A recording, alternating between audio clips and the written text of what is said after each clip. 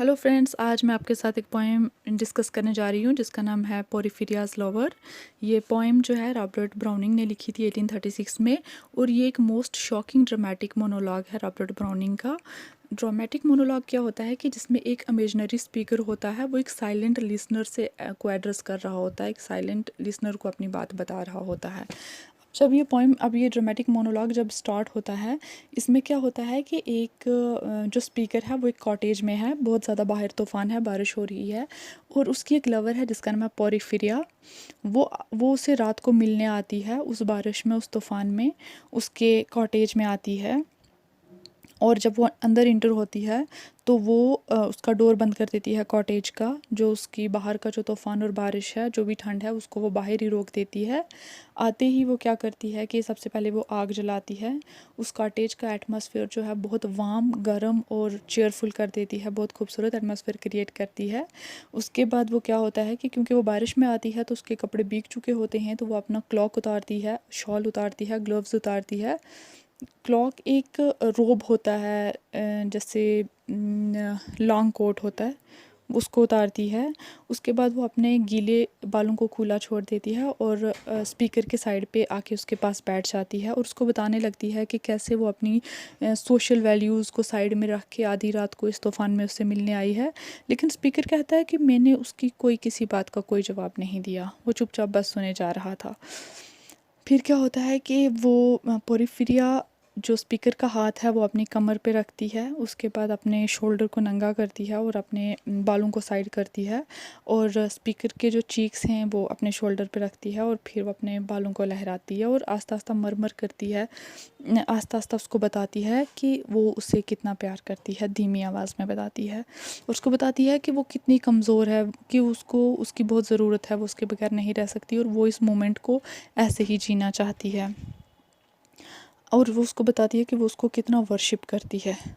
तो स्पीकर कहता है कि मैंने उसकी आंखों में देखा कि उसकी आंखों में मेरे लिए कितना प्यार था, वो कितनी खुश थी, वो कितनी प्राउड थी।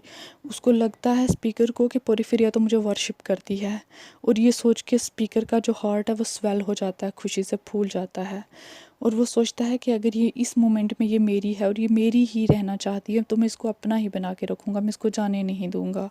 और ये कितनी प्योर है, कितनी अच्छी है।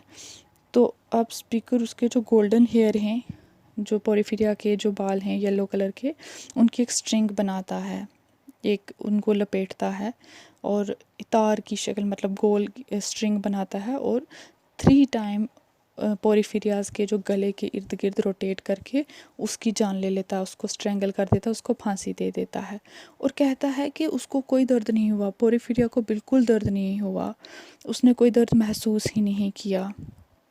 कहता है मैंने उसकी आंखें खोल के देखी, उसकी वो नीली आंखें, वो हंस रही थी, बिल्कुल भी उसको कोई निशान नहीं हुआ था उसकी नेक पे, उसके चीक्स जो हैं वो ब्लश कर रहे थे।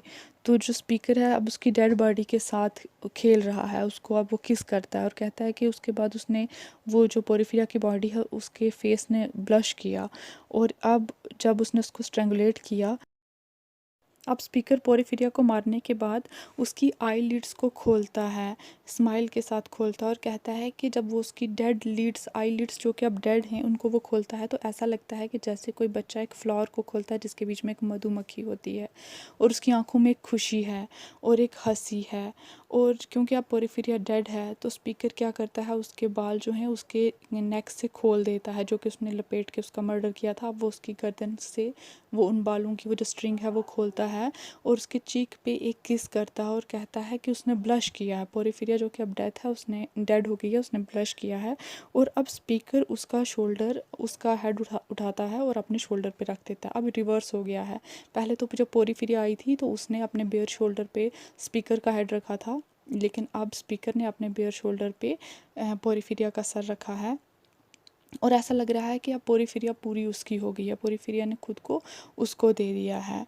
और अब स्पीकर जो है उसके शोल्डर पे पोरिफिरिया का सर है, वो स्माइल कर रही है और खुश है इस स्टेट में, जैसा कि उन दोनों ने सोचा था, जैसे कि वो हमेशा पोरिफिरिया उसके साथ ऐसे ही रहना चाहती थी, तो उसने कभी सोचा भी नहीं था कि उसकी ये विश जो है स्पीकर इस तरह से पूरी करेगा।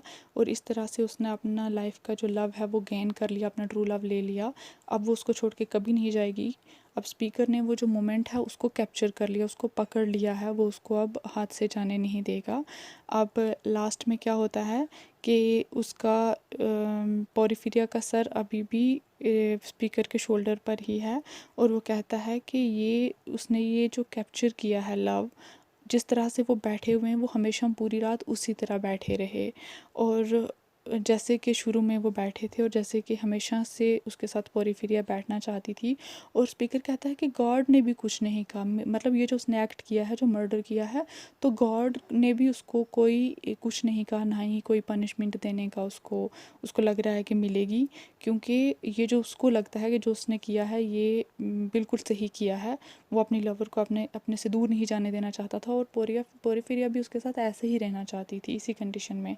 तो वो पूरी रात ऐसे ही बैठे रहे, और एंड में वो कहता है कि गॉड ने भी उसको कुछ भी नहीं कहा। तो इस तरह से ये पोइम ख़त्म होती है। फ्रेंड्स, अगर आपको मेरी वीडियो पसंद आती है तो प्लीज़ लाइक, सब्सक्राइब और शेयर ज़रूर कीजिए।